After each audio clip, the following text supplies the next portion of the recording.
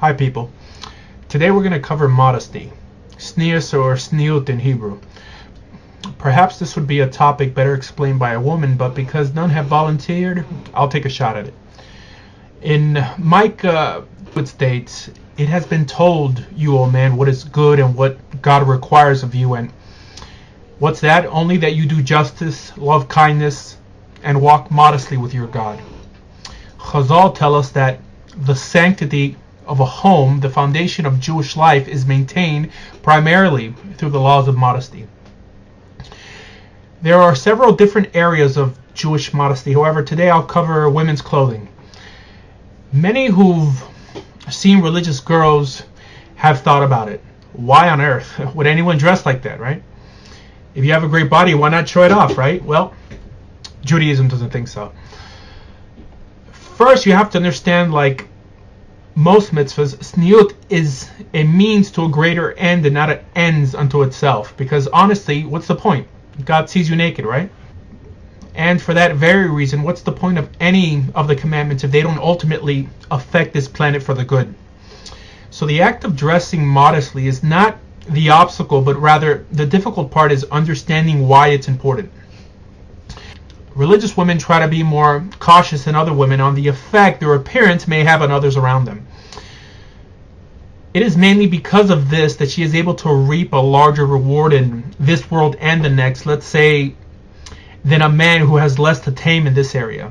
How so? Well, women in general have a tendency to follow the latest styles. Quite often, these styles have a harmful influence on Tzniut. You see, by not keeping Tzniut, a woman not only violates the Torah herself, but causes others who see her to violate it also.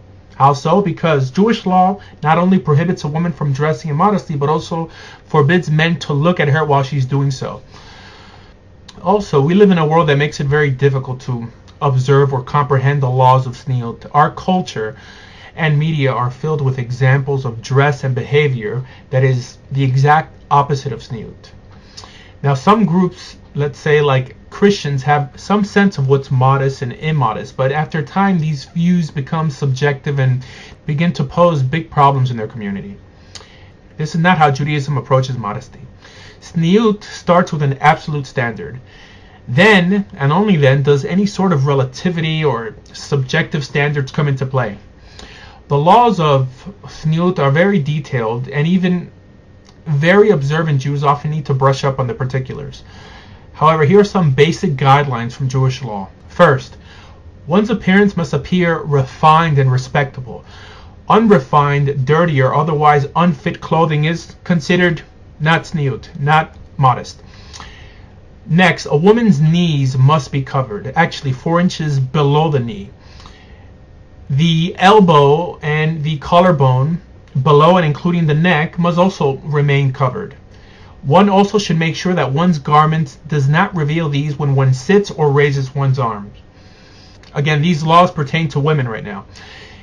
A woman may not wear clothes that have been manufactured specifically for men, even if she wears them with clothes that are clearly exclusively made for women. Now, next to me you see the sources where these halachas stem from. So I'll try to pace myself properly so like you're able to write them down or read them properly. And if you like, you can pause the video to get a better look. So these are the major rules. There's certainly room and opinions that support stricter guidelines, but here I've laid down the bare minimum. The purpose of this video is to encourage women, Jewish and not Jewish, to reach for a higher standard of dress, not just for the world's sake, but also for theirs, because I don't have to tell you that the way you dress also affects the kind of man you will meet, because the good men of this world know that modest is the hottest. That wasn't too modest.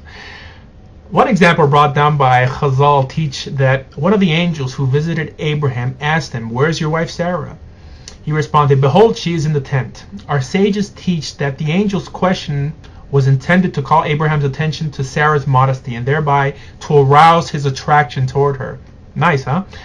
So, what are you waiting for? Go to your closest frum shop and get yourself some modest clothing. Before we end, let me illustrate with some standards again. Now these are a bit more stringent, but these outfits definitely qualify as tzniut.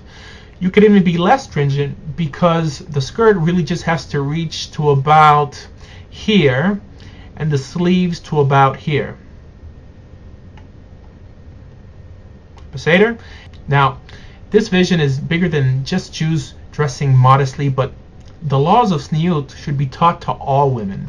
We Jews should not be satisfied till we see our women holding conferences for Jewish and non-Jewish women in their community, because modesty affects us all. If these concepts make sense to you and you happen not to be Jewish, I welcome and encourage you to consider Judaism. For more information on Judaism, please visit our website, bejewish.org. There you will find audio and video that will help you on your journey. Now, you can do it. You can choose to be modest, and you don't even have to be Jewish to do so. Be modest, follow truth, and be Jewish. Thank you.